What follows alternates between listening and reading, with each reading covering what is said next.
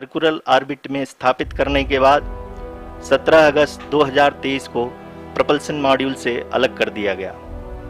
पुनः lander model के orbit को 2 डीबूस्ट मैन्यूवर्स के द्वारा 150 किलोमीटर के सर्कुलर ऑर्बिट से घटाकर 25 गुणे 130 किलोमीटर के एलिप्टिकल ऑर्बिट में स्थापित कर दिया गया। इस दौरान यह भी सुनिश्चित कर दिया गया कि 800 न्यूटन के चारों थ्रटेबल थ्रस्टर्स पावर डिसेंट के समय किसी भी चुनौती का सामना कर सकें। लैंडर मॉड्यूल इस ऑर्बिट में 4 दिन तक चंद्रमा की परिक्रमा करता रहा ताकि इसके सभी सब सिस्टम को पावर डिसेंट से पहले कार्यात्मक रूप से वेरीफाई और वैलिडेट किया जा सके। इस दौरान चंद्रयान 2 और लैंडर मॉड्यूल की आपस में बातचीत भी हो चुकी है। और संक्षेप में अब तक की यात्रा की बात करें तो लैंडर मॉड्यूल अब तक 21 बार पृथ्वी के और लगभग 120 बार चंद्रमा का चक्कर लगा चुका है और इस पूरी यात्रा में लगभग 55 लाख किलोमीटर की यात्रा भी पूरी कर चुका है। अब तक के इस पूरे अभियान में यह भी सुनिश्चित किया गया कि सारे ऑर्बिट मैन्यूअर्स इस प्रकार किए जाएं कि लैंडिंग साइट पावर डिसेंट की शुरुआत से ही लैंडर के ऑर्बिटल प्लेन में बना रहे।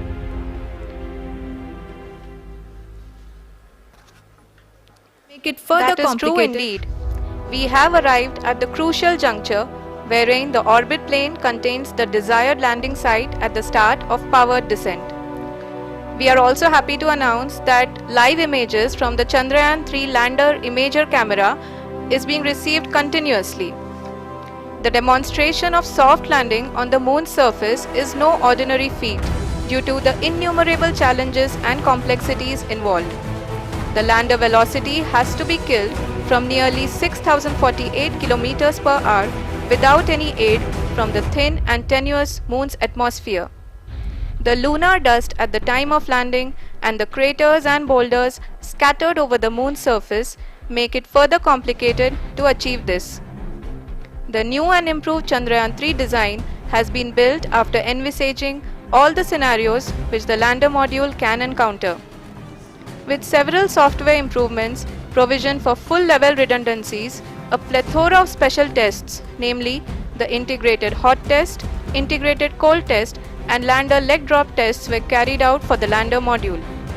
The success of these tests has provided great confidence in the performance of all the onboard sensors, propulsion system, and associated guidance, control, and navigation algorithms. The key findings during the tests have enabled to improve the overall system performance. The largely unexplored south pole of the moon has been chosen as the intended landing site since there is a possibility of finding ice and other minerals which would be vital resources for future explorers. Apart from continuing investigations pioneered by Chandrayaan 1 and Chandrayaan 2, the Chandrayaan 3 mission will also provide invaluable data to the science community around the world. Let us give our viewers a glimpse on the configuration of Chandrayaan 3 mission.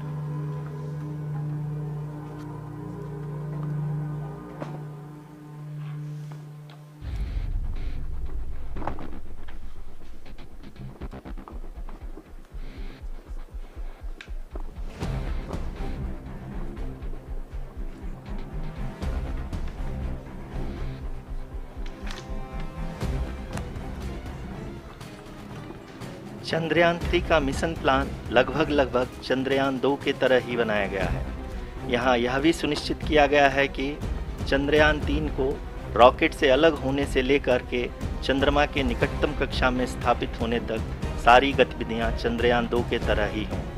और अब हम यह कह सकते हैं कि यह plan पूरी तरह से 100% सफल रहा।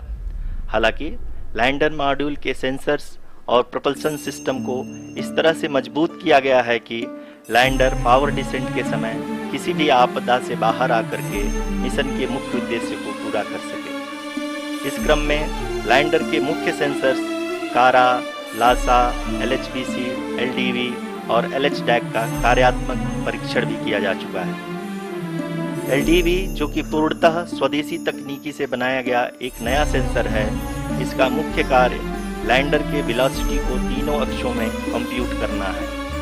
पावर डिसेंट के दौरान लैंडर के सटीक पोजीशन और वेलोसिटी का ज्ञान होना बहुत ही आवश्यक है।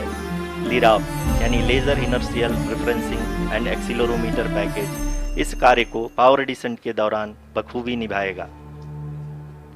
ट्रैजेक्टरी जनरेशन, जो कि चंद्रयान 3 मिशन के लिए बहुत ही अहम है, क्योंकि हर ऑर्बिट मैन्यूवर के बाद यह सुनिश्चित किया जाता है कि लैंडर की मिशन ऑब्जेक्टिव को ना बदले। इस क्रम में मैं यह भी आपको बता दूं कि ऑर्बिट डिटर्मिनेशन, जो कि उपग्रह के पोजीशन और वेलोसिटी को बहुत ही एक्यूरेटली बताता है, एक बहुत ही कठिन और जटिल कंप्यूटेशन और एस्टिमेशन होता है।